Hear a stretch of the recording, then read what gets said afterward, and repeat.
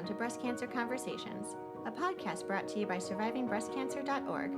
I'm Laura Carfang, breast cancer survivor and founder of survivingbreastcancer.org, a nonprofit organization providing community, education, and resources to empower those diagnosed with breast cancer and their caregivers from day one and beyond. We share personal experiences and take an uncut look into the world of breast cancer. Welcome to the conversation. In this episode, we take a deep dive into caregiving. So often the narrative is focused on the patient, but at survivingbreastcancer.org, we also understand that caregiving and the role of caregivers need to be addressed.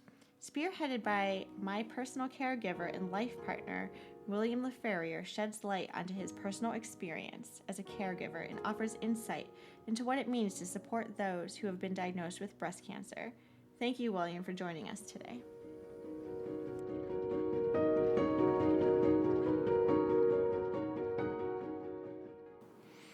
Thank you, Laura. It's great to be here. Today, for this blog, I'd like to touch bases with regards to our caregiver guide. Basically, looking at some of the characteristics of caregiving, the social perspective, the long term, how to encourage optimism and avoid negativity, and in closing, how to manage expectations. So, I'd like to start the narrative with a little bit of an anecdote. Laura and I, being the founder of survivingbreastcancer.org, and I were walking on the sunny beaches of South Boston. It was a late summer day, and it was just absolutely gorgeous. And Laura, as my partner, was 12 months into treatment for breast cancer. She looked up at me and opined that this had been the worst year of my life. So my response was immediate. I said that I must wholeheartedly disagree, that I feel this has been the best year of your life. Well, of course, she looked at me like I had two heads and inquired about my meaning. So I elaborated with a thoughtful smile and said, "You have just beaten breast cancer." I think the conversation aptly sums up my role as a breast cancer caregiver. There's many characteristics of life as a caregiver. The support that one provides to a cancer patient or survivor, a thriver, includes many of the following: emotional, physical, intellectual, financial, social, spiritual, nutritional, motivational aspects, to name just a few. But you're never alone. There's help and assistance everywhere, and if you look at our website, I've provided a number of links that I feel will be very helpful to you as they were to me with regards to my role as a caregiver. From diagnosis onward, the responsibilities associated with caregiving kick in. There are meetings and discussions with the oncological and surgical teams. Options and alternative courses of actions are proffered and weighted. Decisions have to be made in short order, so it's best to prepare yourself ahead of time by performing as much due diligence as you possibly can. Do your research on the various options as spelled out by your care team. But once a course of action is agreed upon and plotted, take particular care to stay on top of developments, i.e. schedule appointments, pain or emotional management, medications, coordinating and communicating information to the extended caregiving family, and helping with chores. At all times, be aware that you are there to assist the patient. This isn't really about you. Involve yourself with the patient's emotional issues. You do not need to be a medical professional. Common sense and responding through the lens of caregiving should provide you with enough tools to deal with the myriad emotions that arise, such as fear and depression, sadness.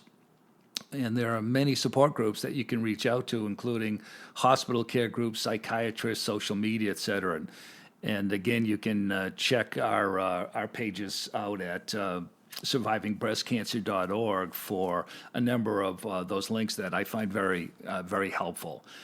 From the social perspective, Laura and I went out on a limb and informed all of our friends, both in person and through social media of the diagnosis immediately. We discussed it with our local area restaurant staff and workout circles at the YMCA, and just to eliminate any fears or considerations, communications from friends and associates regarding her cancer. But at all times, remember the patient will be going through both emotional and physical changes. You still want to resume enjoyable activities like date nights or walking on the treadmill as much as possible. And we found that that particular discussion opened many doors of kindness, friendship, and offers of health. In the long term, breast cancer remediation and treatment is a long-term commitment. Be cognizant of the fact that you too, as a caregiver, need help and support, and certainly quality time as well. Don't try to do it all. Involve others, either extended family or friends, or even medical support groups. Remain flexible due to the constant changing nature of recovery, from chemotherapy to surgery, radiation, additional chemo if necessary, and follow-up hormonal treatments. You may find yourself with multiple patient fronts.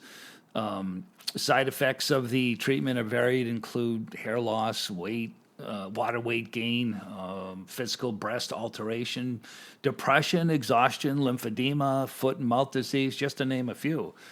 Prepare yourself as best as you can to prevent the above from adversely affecting you in your role. It's okay for the patient to be tired and sad. It's also okay for the caregiver. I found comedy and music, movies, TV, radio to be a great relief, as it tends to change the narrative. And I was always one to encourage optimism and avoid negativity as much as possible. A final anecdote, during the middle of a particularly depressing spell, I suggested we go for a bicycle ride to get her out of her environment.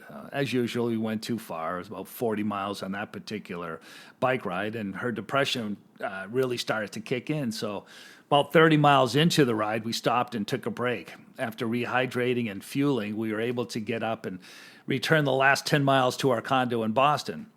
Months later, she asked how I was able to help her overcome her severe and scary depression on that particular ride. She told me her thoughts bordered on taking irrational actions, and I told her that I remained focused on the positive and didn't offer up any psychological rationale about dealing with her extreme sadness and potentially deleterious behavior. She asked me, how do you know how to respond? And my answer was simply to reaffirm the helpful, positive aspects of our lives, which always returns us to our code during times of trouble. And that code is KGH, or keep going hard. In closing, I'd like to suggest that a caregiver remain focused on the job at hand and manage expectations. Don't try to do too much. Recognize what you can do. Perform your due diligence so that you can assist in the discussion and decision making. Remain positive and inspirational and as helpful as positive. But remember, it's a long haul, and you and your patient will need to count on each other throughout the ordeal. I hope this has been helpful. It certainly helped. It certainly helped us out.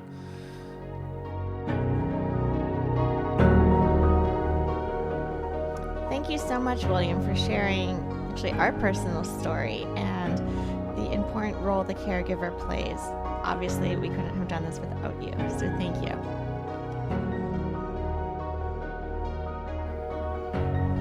Thank you for tuning in and listening to our show. I would like to acknowledge that all of the information on our podcast are from personal experiences and are not a substitute for professional medical advice. You should always consult with your medical care team. I would also like to give a huge thank you to our executive producer, Braden Germain, for making this show a reality.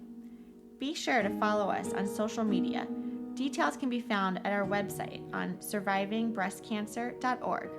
If you are looking for specific topics or would like to be a guest on our show, you can always contact me at laura@survivingbreastcancer.org. Until next time, keep on thriving.